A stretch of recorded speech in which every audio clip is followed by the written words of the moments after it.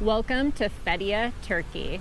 Now we are so excited to share this area with you. This is our second location. We've been on the coast, the Mediterranean coast here in Turkey. And our first location in Antalya that we stayed, we loved. But this area is checking a lot of boxes, so we're excited to bring it to you. Yeah, I'm really enjoying it here. We've got the snow-capped mountains, we've got the marina, we've got a beautiful walking path. We're going to bring it all to you. We are going to bring everything that you need to know for your travels here, as well as there were a lot of questions people have asked us about this area. If we don't cover them in the general area of the video, we will be covering all those questions at the very end.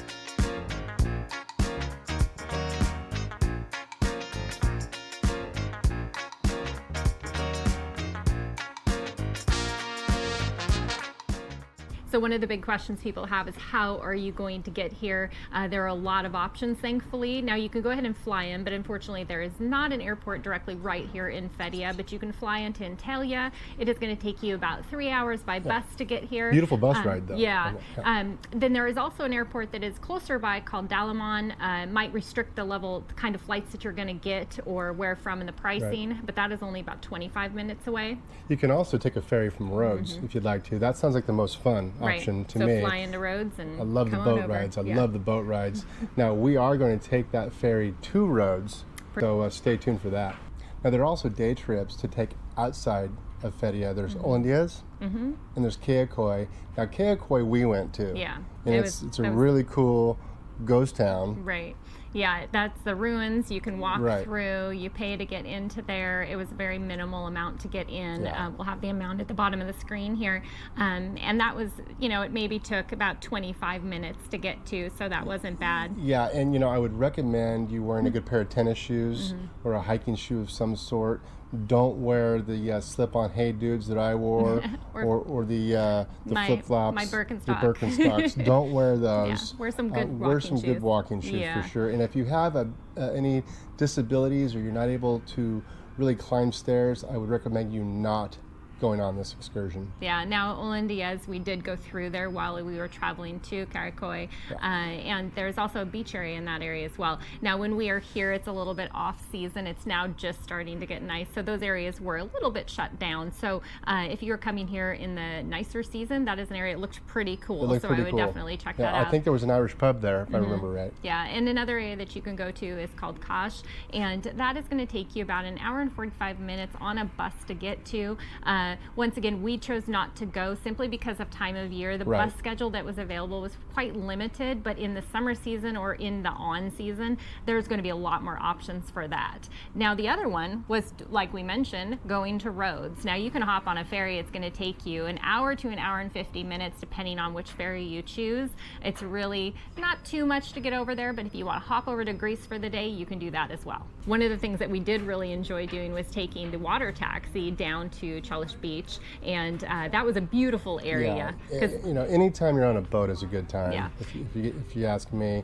Now it did cost $3 to get over there, $3 to get back. You can make the walk if you want to. The boat is much more enjoyable. It was really nice, and it was a fun way to see Fethiye and also see that whole area and the harbor and the marina, everything from that perspective, not from the shoreline. So that was really fun. Now, there's not a lack of restaurants. There's a ton of restaurants here. There is the promenade that you can walk on for miles and miles and miles, and along lining that is just a ton of restaurants and coffee shops. Right. No lack of those. There were things that were closed. There's more open now than when we first got here, but there was plenty of things open when we got here, so we didn't have to worry about it at all. And as far as that walk goes, it's about 8 miles round trip from one end to the next, from our Airbnb to the end and back. It's about 8 miles. Yeah. So the boat might be a good option. Right. And the other thing that you can do is there are a ton of excursions right out of the harbor here. There are boat after boat after boat. You will have no problem finding ones that you want to go do. They take you out to some of the islands here. They take you to, it's a Butterfly Cove. Right. So a lot of options like that. Something that we didn't choose to do because once again, when we first got here, it was a little chilly, so that didn't sound too enticing, but it might be something you want to check into. Okay, now what about food? Food is a part of travel. You got to take in the local cuisine. We've got a couple options for you here.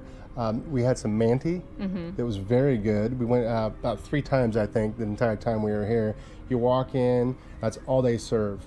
You just order 2 and they'll bring it to you. It is fantastic. They were wonderful, Yes. and the owner was absolutely So wonderful. nice. So we will go ahead and put the link down below for that location. Now, if you were looking for a different kind of food, say you're not so much interested in maybe the Turkish food, there is a ton of seafood options, especially being right here on the water. And then also just all your other variations of options if you like more American food, or we've actually seen some Chinese restaurants and really any kind of option. And then also for those that are concerned about maybe gluten-free options or vegan options, we did see plenty of those as well on the menus and in the grocery stores. Now, for our month that we spent here in Fethiye, what did we spend on all those entertainment costs? So this includes our going out to eat. It includes going out and having those beers to drink.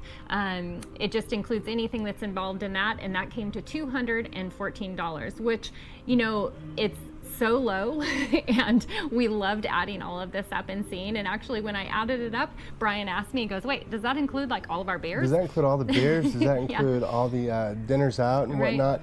It does Yeah. include everything. Now, Very a lot of affordable. what we did was free. Some of the best entertainment I could think of was going on these long walks Yes. along the waterfront. It was just beautiful. Yeah. And, you know, you can't put a price on memories. I've said that before. I'll probably say it again. But yes, there's plenty to do here.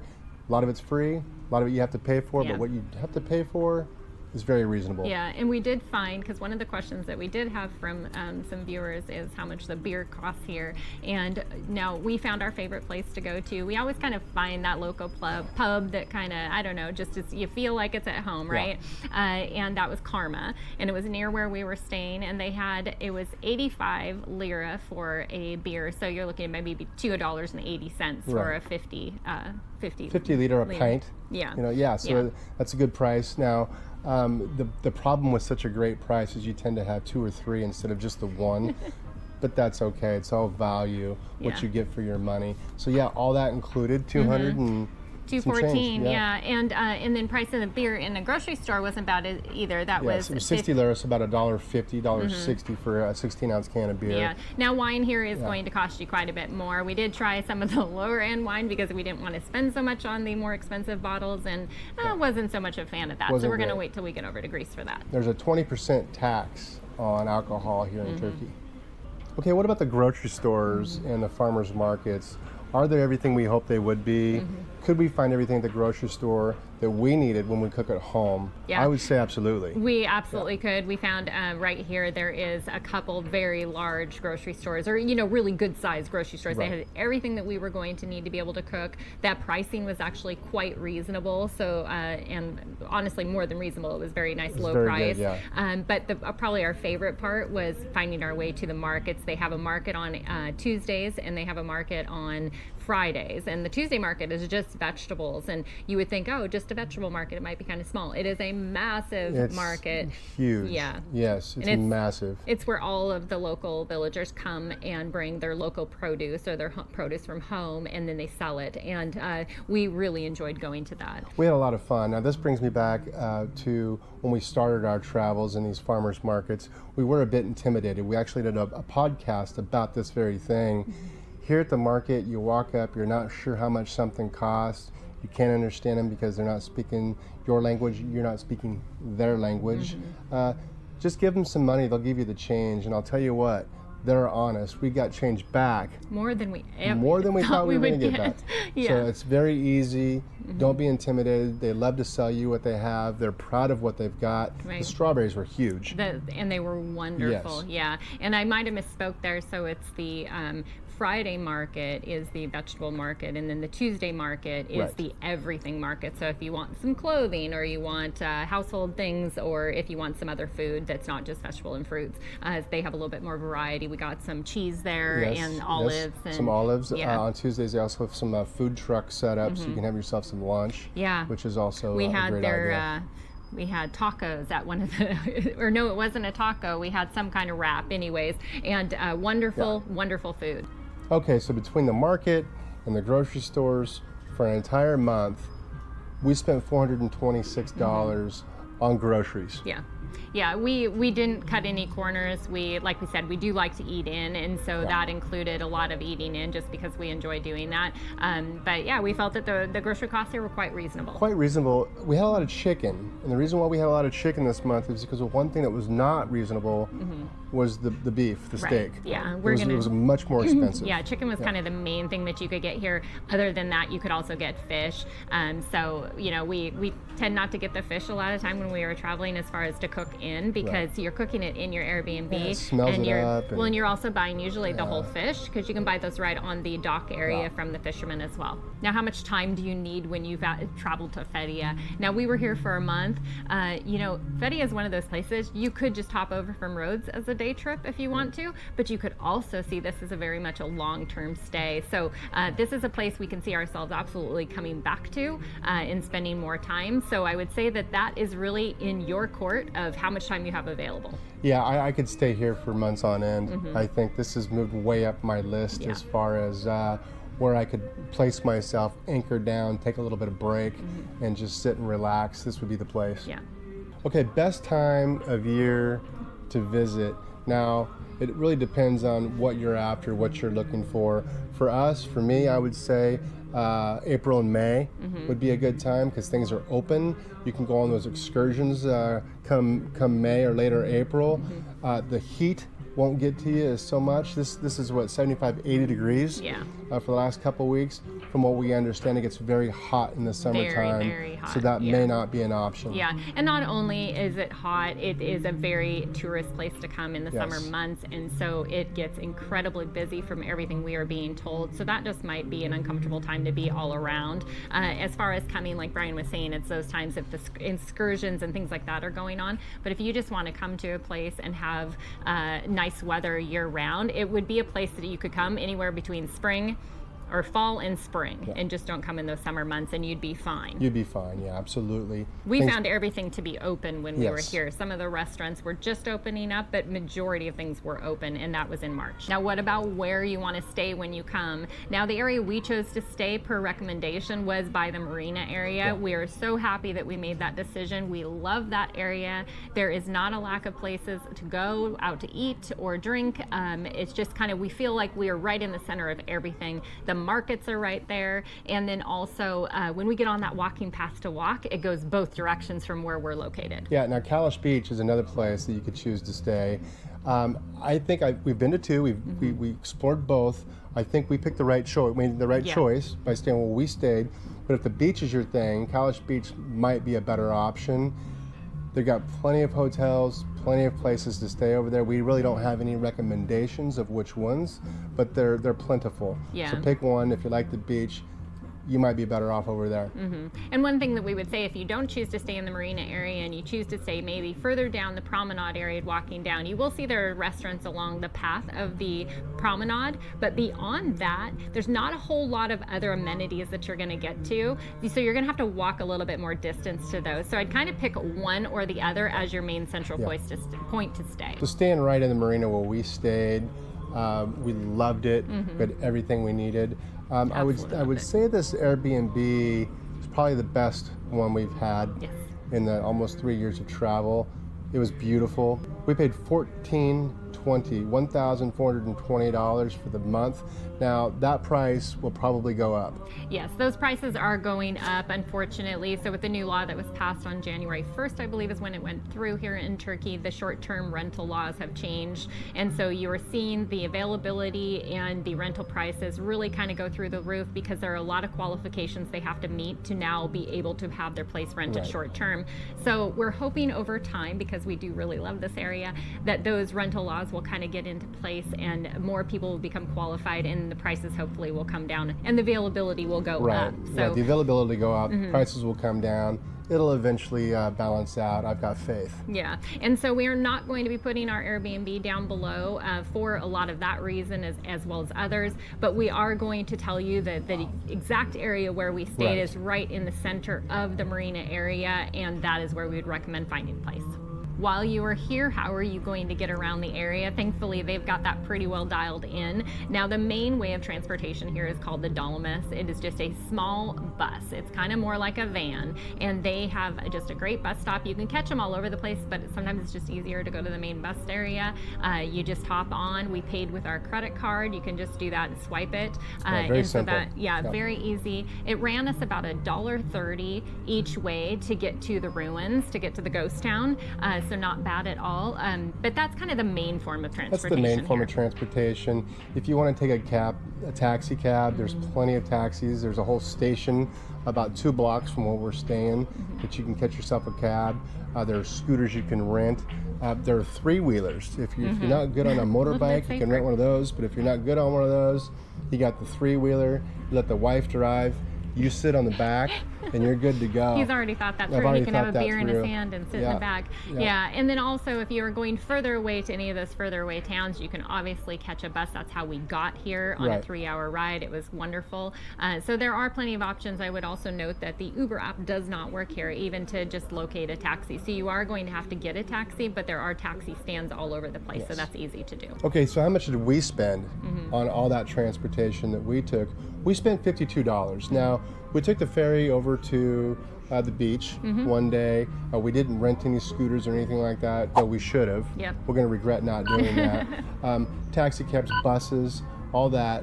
Yeah, $52. Now, we've been giving you the costs for the things that we have done while we have been here in Fethiye. And normally on our cost of living videos, we also give information about other things that we spend money on during the month. So these won't necessarily be related to the time in Fethiye itself, but these are just what we spent for what it cost us to live. So the next cost that we have is our health insurance. Now, we paid $259 for our health insurance, and that was me on SafetyWing and then Brian on a global plan. Right, I use my Cigna Global. Now, those prices can vary from person to person, so don't expect to get the same price we get. You might get it for less, it might cost you a lot more. It just depends on the individual. Okay, our miscellaneous costs. Now, I got contact lenses while I was here. I found the exact brand I use at home, and it cost me almost exactly the same price. So I paid $120 for my 2 boxes of contacts. I also got my haircut. Call this my Turkish delight. So my haircut cost me $15, and I gave a $3 tip because he did such a great job. Now, he does quite the spa treatment on Brian, so he enjoys going in and having it done. Oh, they wax my ears, my nose. They get me all cleaned up. They wash my face. A little bit of a waterboarding situation. But it's part of the fun. He keeps going back, so he apparently likes a little bit of torture. Now, our next expense is our phone data. Now, I have switched over to using an eSIM, and so that is running me only about $13 a month. Absolutely love it. I'm so glad that I got switched over to that. Lucky you. So easy. Now, Brian, because his phone is a little bit older and it won't accept the eSIM, he still goes with a regular SIM card, and then he just bought that on arrival when we got into Turkey this time, and it was $20. Yes, now I'm keeping my phone. I don't care. I'm going to keep it until it dies. It's one of those old flip phones, but I'm going to keep it and I'm going to use it until it's done. I'm not spending money on a new phone. Yeah, so that is just one of those. It's pretty easy to do, honestly, to just get the SIM card on arrival, and so if you have to do that, it's not a really big problem. Okay, so our grand total for 28 nights here in Fethiye, Turkey was $2,522. Well worth it. It was, and we really honestly expected the price to be quite a bit higher than that, simply because we were coming in and spending quite a bit more on an Airbnb than maybe we would have anticipated doing. But because of the cost of food and entertainment and going out for those beers, and it just really kept those costs down. Yeah, so the cost of living. Yeah, so when I got done at the end of the month and added all those prices up, I was really, really happy with the amount that we got on there, because that included also Brian getting contacts, going and getting a haircut and everything. So I think that kept us within reason. Yeah, I didn't believe her when she first told me this is how much it costs us for the month when she added everything up. I asked her, does that include all those beers we drank? And she said yes. Yes. And so we were quite pleased. At only a couple dollars per beer, it doesn't add up too fast. That's right. Now, like we mentioned, we were going to cover on any of those questions that people had about this area that we didn't cover while we were talking through this video. So the first one that we are going to cover, which is a common question we get, is how would you feel as a solo traveler coming here to Fethiye? Now, you know, so I always look at places when we're traveling through them and I ask myself that question of how would I feel as, say, a single female traveling here, you know, by myself, navigating the transportation, just the comfort feeling of walking around by myself and being out at night or anything like that. I would say that 100% I would feel totally safe traveling here as a single female. I think that anybody, a solo traveler, would be comfortable coming here. The other thing that I would say is that while we have been here in Fethiye, it has been one locations where we have met up with numerous people. Now, granted, these are people that we have met through our channel. Right. But these people are meeting up with other people through just a Facebook group that they're on. So, you know, it's a place where there's a lot of people that you can meet up with and be involved and not just feel like you're coming here and being by yourself. Yeah, I would say it's a younger crowd too. Now, if you do hear the sirens going on in the background, never mind that. This place is completely safe. Yes. Ignore those sirens. It's a younger community. Yes. A lot of families, moms pushing strollers, dad playing with the kids. There's some great parks here in Fethiye. One of the best parks I've ever seen. Yeah. I mean, it is an massive. absolutely beautiful park. Beautiful. Like I was saying, on the safety scale, it's probably a 3 out of 10. But on the fun scale, it's a solid 10. Yeah. If you have the small kids, there's a place for them as well that's completely safe. But it looks like a really cool place. Yeah, it's a very cool park, and you know, we had that question of like, is this area family friendly? And as soon as we had that question, it was like, oh heck yeah, Yes, it is. very much so. There are so many families around, and so much stuff for little kids to just do. And honestly, the kids, it's a very welcoming environment for children. So the people that are out eating at the little cafes and stuff, the kids are running around and playing right there next to, you know, the walkway. Right. So I would even say the beach itself. There's not these big, huge rolling waves or anything like that.